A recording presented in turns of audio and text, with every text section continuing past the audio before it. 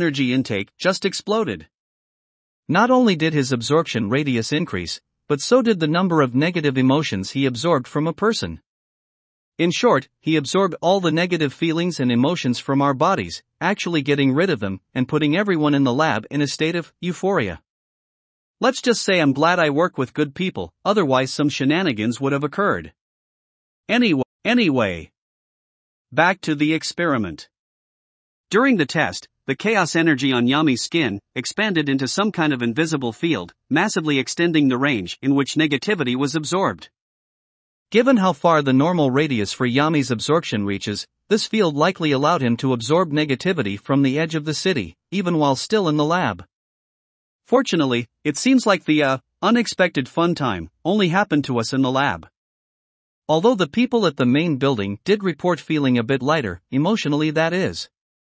So it seems that my goal is going to be finding a way to expand Yami's chaos energy and negativity absorption field, without giving everyone nearby a happy ending. Mai knows more about chaos energy than I do, so I'm gonna ask her for a little bit of help here. Project Contamination. This is Myru Jikin, reporting on Project Contamination. The point of this project is to find a way to convert pure chaos energy into what we're calling impure chaos energy. To explain, impure chaos energy is chaos energy that's somehow become more defined than normal chaos energy through exposure to other elements. Pretty much everyone possesses impure chaos energy,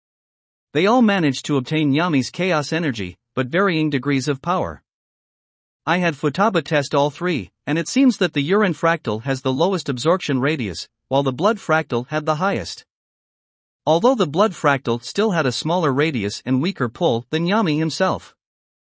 This is actually a good thing because it means that Yami can absorb negative emotions by just getting close to the fractal. Anyway, I'm going to call this project a success.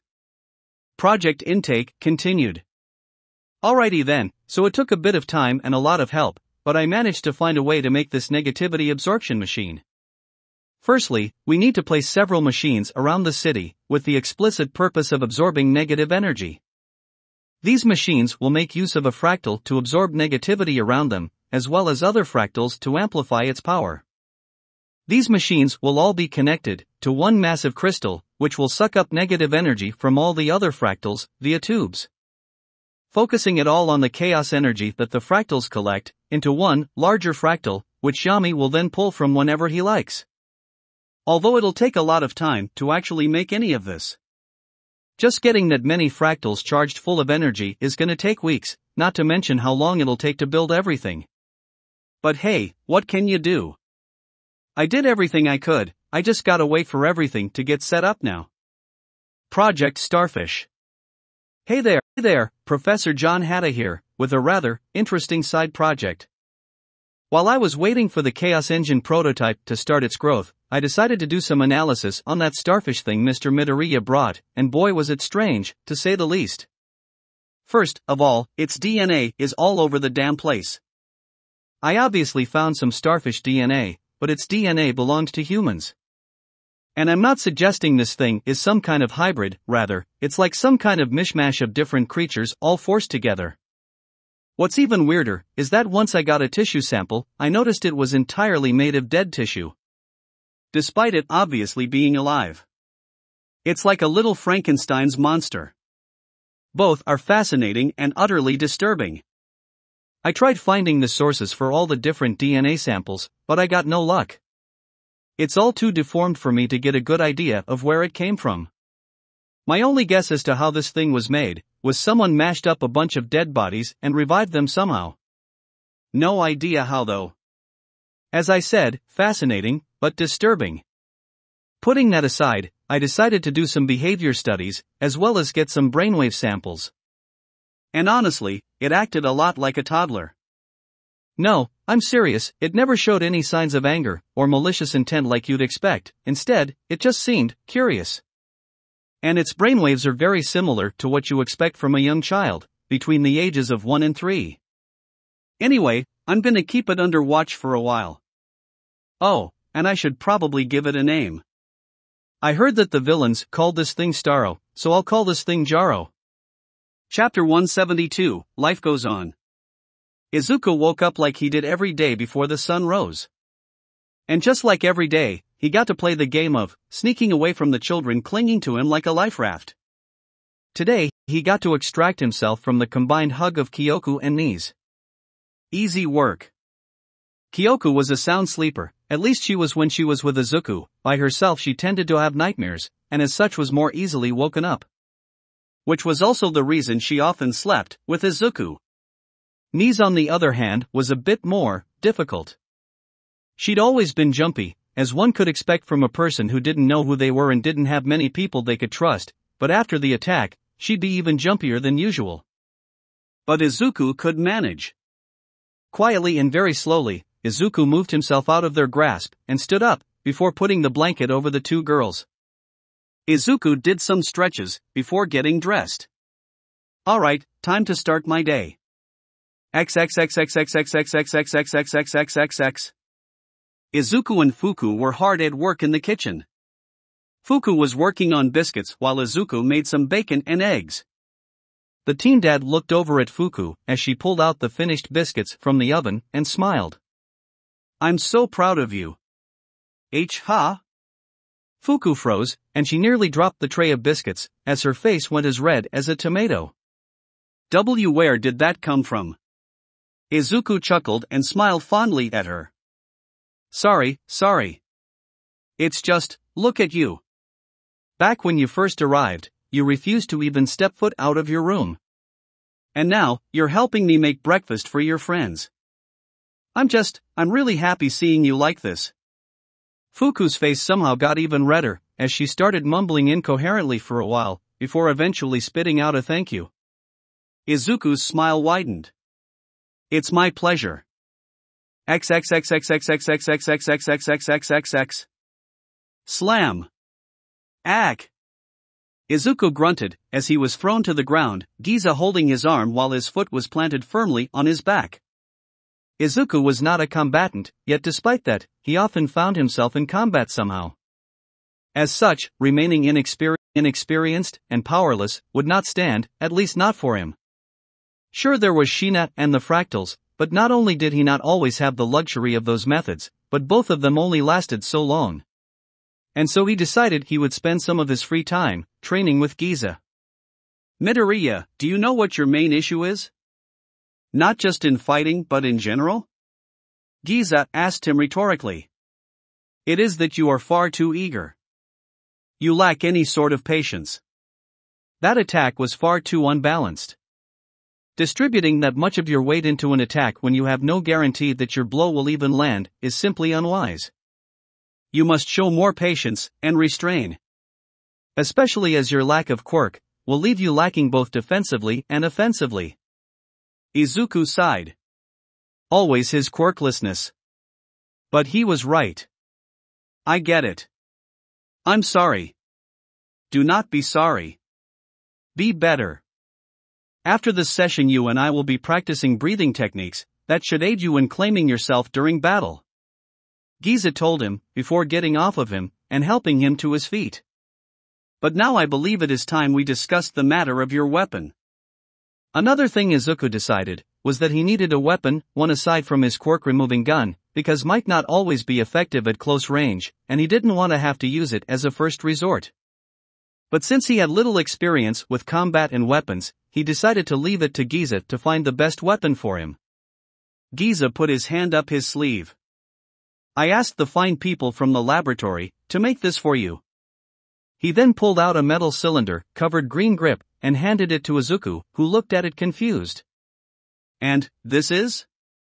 Izuku looked at it, wondering what kind of weapon this was exactly. "Try gripping it as you would a weapon, to be used in battle," Giza told him. Izuku held the thing out, not knowing what might happen, and clenched the grip tightly. Shing, shing. Suddenly the cylinder extended into a long metal bow staff. A bow staff? Izuku relaxed his grip and the pole retreated back into the grip. "It's lightweight and easy to move around with. And you'll be able to take it with you anywhere you like. And it's a good tool for mobility and keeping your foes at a distance, two things you should be prioritizing," Giza explained. "And it's a weapon that requires patience, good timing, and mastery of weight distribution. All things you need to focus on most."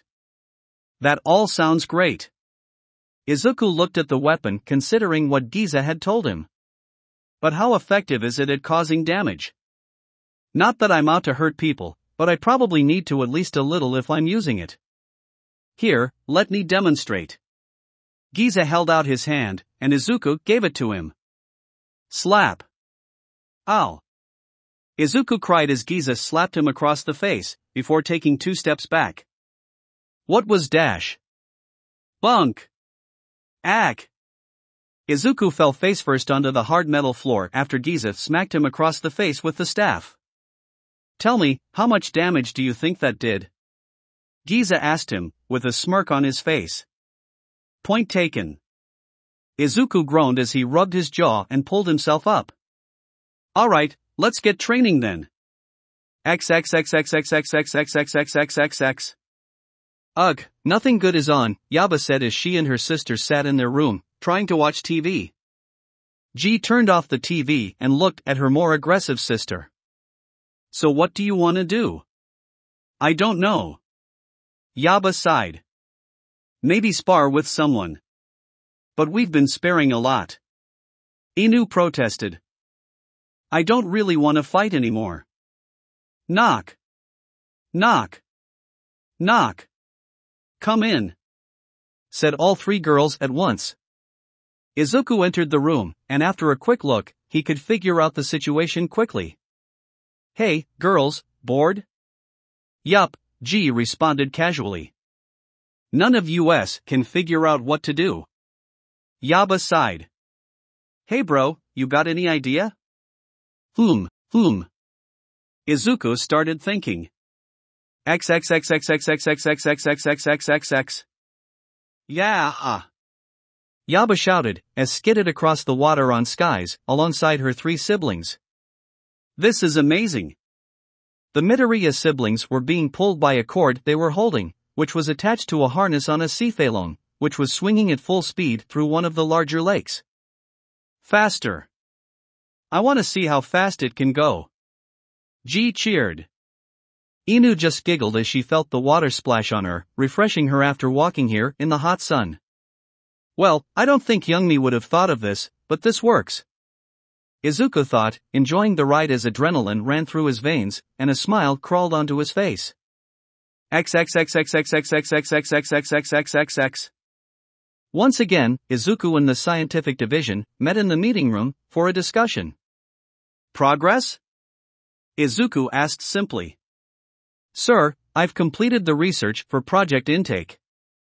Futaba started, handing Izuku a file filled with plans for the machine that would feed Yami negative energy from all over the city. All that's needed now is to build this machine and we'll be ready to go. That and also we have to charge all the fractals we'll need. Well, that might not take as long as you think. Because we're already experimenting with something special. Hada said as he slid Izuku another file. Izuku looked in the file and saw a drawing of what looked like a weird egg. Parts of it seemed fleshy, while others seemed to be made of wood, and its center glowed so brightly it was like looking at a small star, but up close. And this is... It's the fruits of Project Chaos Control, Mai explained. The Chaos Engine. An organic chaos battery, that'll produce chaos energy more efficiently than any human, plant, or animal. And will allow us to get pure chaos energy without Jin's quirk. It's currently growing, but we should have one ready to use by the end of the month, Uchi explained. Very, very good. Much faster than expected. Izuku praised. Soon we'll be able to create that cure-all. Actually sir, there is an issue. Mai then pulled out a vial. We already did. Really? Izuku's eyes went wide, as Mai handed him another file, this one for Project Contamination. After figuring out how to control fractal contamination, Mai's next issue was figuring out how to implement this into a formula. So she experimented a bit, and eventually, she was able to create a new type of fractal, one that would melt after becoming full. Normally not desirable, but that meant she could use that liquid for the formula. However. But, there is an issue. Mai sighed. The chaos energy from Eri fractal is not as potent as Eri herself. And the energy from a melted fractal is even less powerful.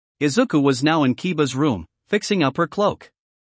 "Sorry, caretaker," Kiba said, twiddling her thumbs apologetically. "It's fine, seeing your cloak as this tells me how active you've been. And that makes me happy," Izuku assured her. "Better to use something than try to keep it in perfect condition forever, and never end up using it. Then it might as well be useless." "It wouldn't be useless," Kiba muttered with a pout. "And besides, no matter how much it gets tattered and torn, I'll always be here to fix it up," Izuku said as he finished up the repairs, and placed the cloak over Kiba. "Always." Suddenly Kiba gained a worried and slightly fearful expression, and Izuku quickly regretted his choice of words, as he knew exactly why she was like this. "It's not your fault, Kiba, you got sick, there was nothing you could have done," Izuku reassured her, knowing she was still upset about being a liability during the sports festival attack. "I could have been more healthy," Kiba argued.